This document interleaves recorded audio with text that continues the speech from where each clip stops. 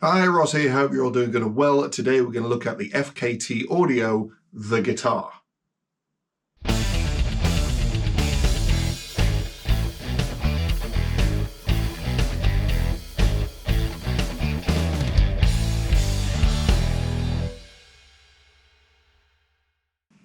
So FKT Audio are an Italian-based company ran by Franco Torti. He is the brains behind it, and he's got a ton of pedals in his range. So I'll link to the description below. Go and check those things out. There's tons of different things. I've got 3 of them currently. They've been very kindly sent to me on loan by Simon from Musictrack, who is the UK distributor. And we're going to focus today on the pedal called the guitar. So this is another gain pedal. You know, do we need another gain pedal? Of course we do. This is a little bit different. So there's not many, if any, pedals that I can think of that do what this does. So it's very much geared to being a gain pedal that retains the natural tone of your guitar. Now, that doesn't mean it's transparent, because it isn't, but you can hear it's a Strat, you can hear it's a Tele, you can hear it's a Les Paul, so on and so forth. And there's a couple of cool features in this. So the gain goes from just nothing all the way up to this. It says it's a medium gain OD, but there's plenty enough gain in here and tons of volume if you need it. The tone control is an active tone control, so tons to play around with there. But what makes this a little bit more unique is the mid contour.